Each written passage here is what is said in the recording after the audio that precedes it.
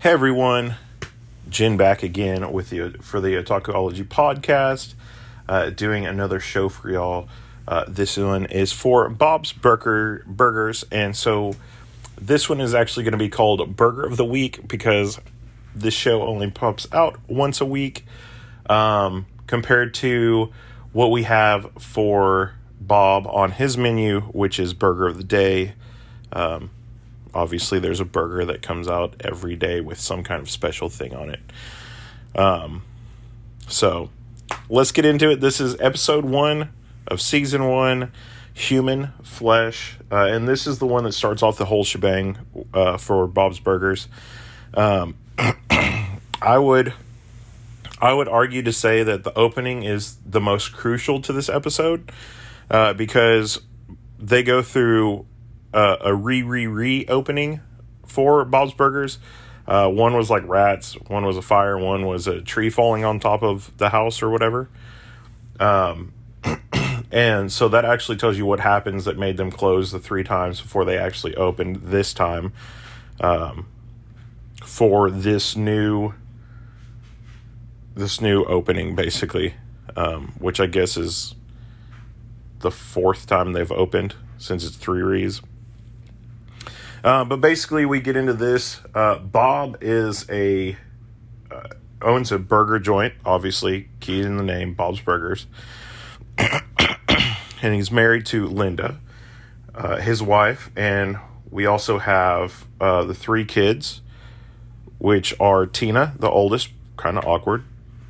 Then we have Gene, and Gene basically is the more comedian one of the house.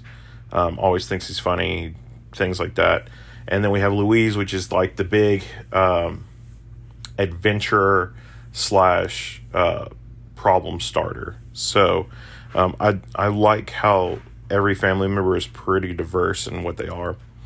And I think most of us are probably like Tina's in that awkward phase, unless you like have found your person and whatnot.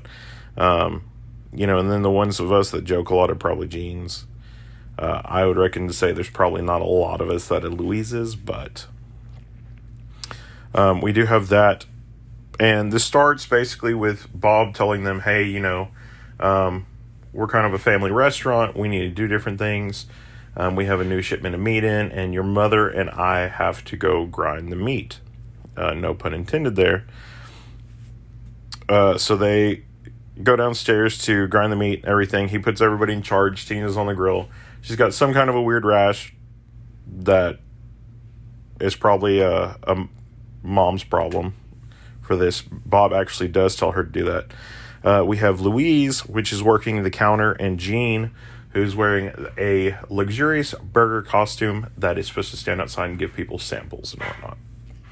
So it does turn into kind of a weird scenario with all of this stuff together.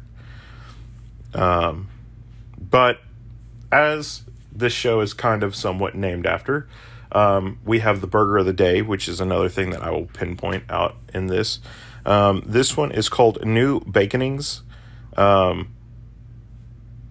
There's not really anything else I can explain. If you don't understand that one, it's New Beginnings, because it's episode 1, stuff like that. But a lot of the different ones are a play on a phrase or something like that. While Linda and Bob are downstairs grinding the meat and everything for the burgers, we do have this kind of thing that we find out that it is Bob and Linda's honeymoon, or not honeymoon, anniversary, my bad, of when they got married. And we find out just how bad that Bob is with some comical things that he's forgotten. He forgot, I guess, when Tina was born, or Louise, one of them. I forgot which baby that they infer that it is. He forgot his birthday. He forgot Linda's birthday.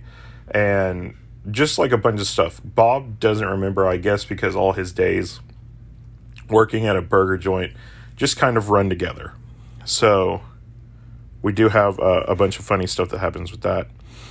While they're downstairs, we do have some problems that happen. Obviously, with Tina can only use one hand because she's scratching herself. Louise ends up changing the name of the burger of the day to the child molester, which is a burger that comes with candy. Play on words, And Jean is outside and has accidentally run into people and has just picked the samples off the ground and put them back on the plate so that people will still take one. Obviously not good stuff, but we have, of all days of this new day of opening, the health inspector comes by, which is Hugo, and his assistant Ron, and we find out that somebody had been spreading around lies, which is why they kind of came to investigate, that they were selling burgers that had human remains in it, and that was the big problem that they had. We also have right beside them, I think on one side is a flower shop. That one doesn't really get too much play in this, but the other one on the other side is a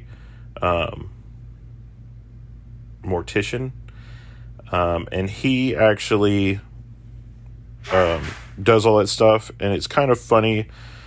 While we do have this whole mess happen, that there is a crematorium and stuff right next door, and so it makes it very believable.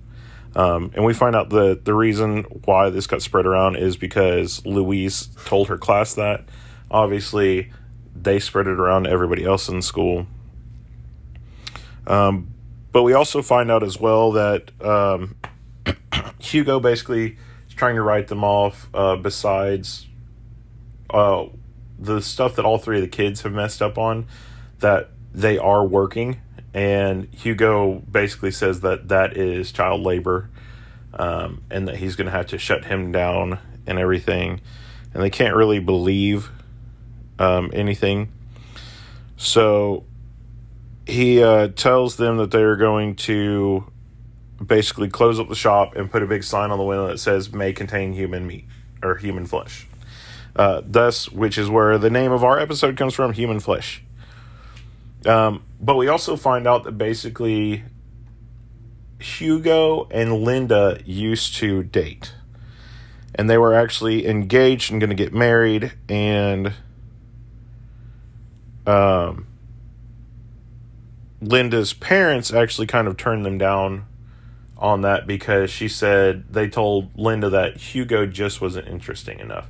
He didn't have anything to like keep you on the hook, or anything else like that.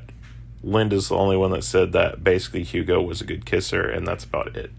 He didn't have any other qualities that she could just fall in love with. And so she broke up the engagement actually to get with Bob.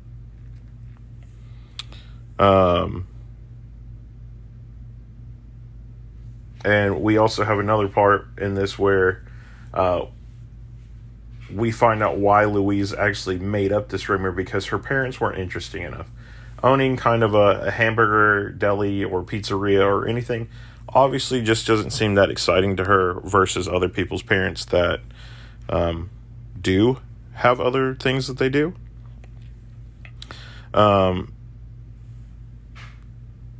Linda tries to get Hugo to actually talk to the crowd and just talk to him in general to try and get the thing off the door. He basically tells them that you're going to miss out on this weekend of selling anything because you have human meat, and we can't have that anywhere near anybody without notification. And that just kind of sets off the whole weekend for what happens next. So we're going to take a quick break. We'll be right back.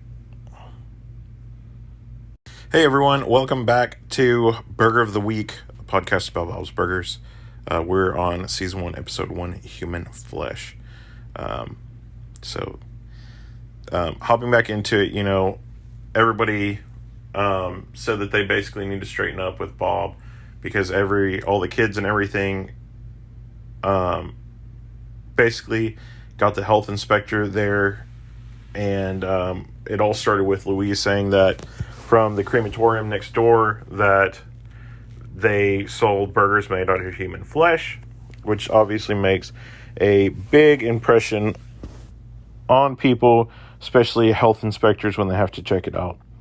Hugo used to date Linda, which is Bob's wife, so on and so forth.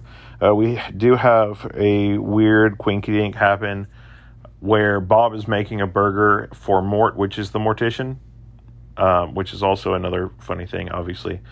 He's the owner of the crematorium, and he wants a burger, but he wants it to be brought over to him, kind of under cover of him not ordering burger. He doesn't want to be associated with this whole human flesh scandal, especially because that would make it really weird for both of them even more so.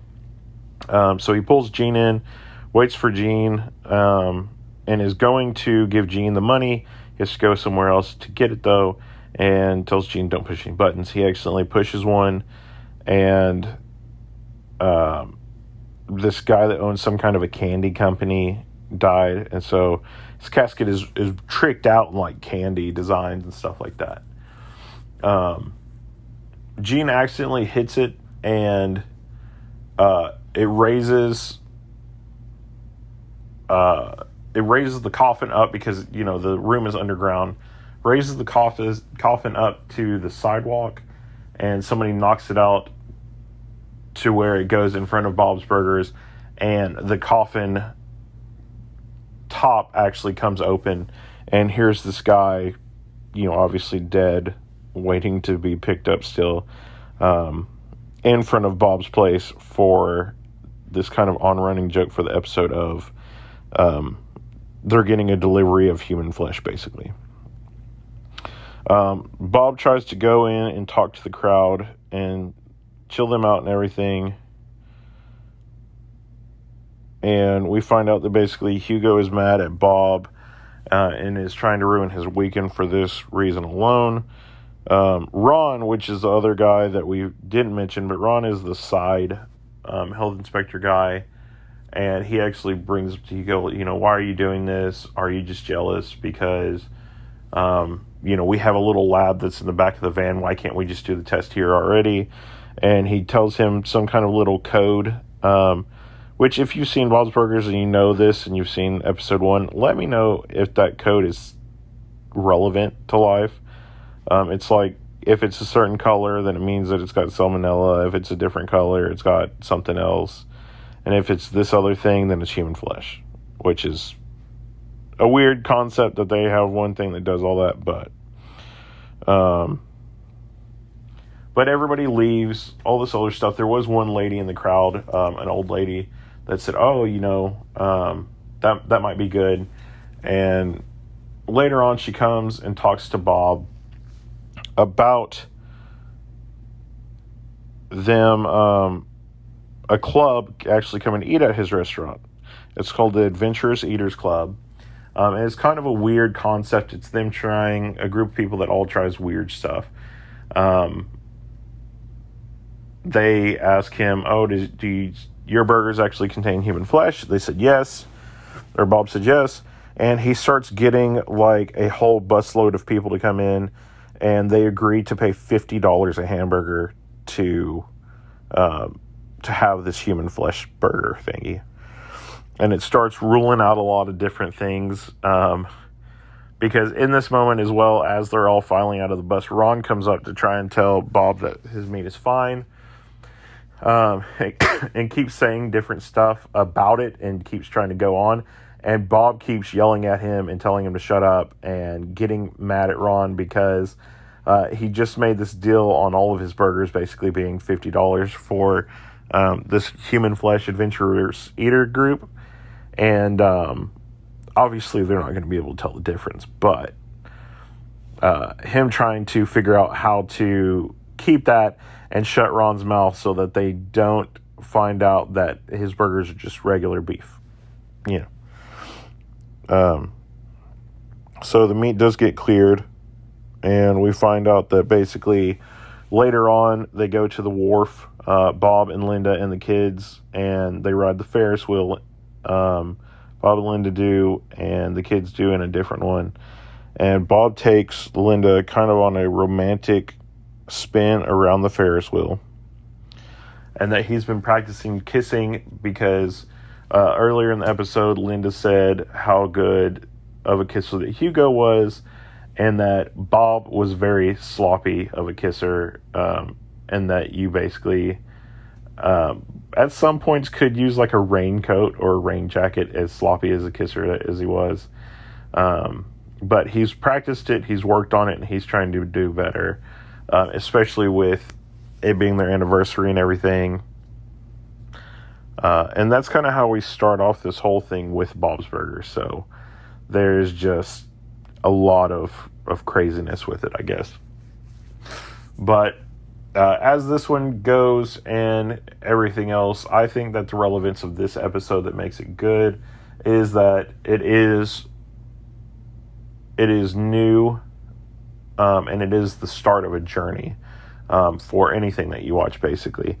So I like that the whole burger of the day thing plays on the words, especially in this episode, for new baconings, because it is the beginning of a good situation for you watching the show and for the Belcher family as they run their little burger joint. So, but anyway, I hope that if you're not watching Bob's Burgers already, that you are. Bob's Burgers is amazing. And I always have fun watching it. It doesn't seem like it's that high key of a show. It's not very action packed or whatever, and you can just kind of sit there and mellow out and watch it, which I think is what makes it really happy-go-lucky and fun.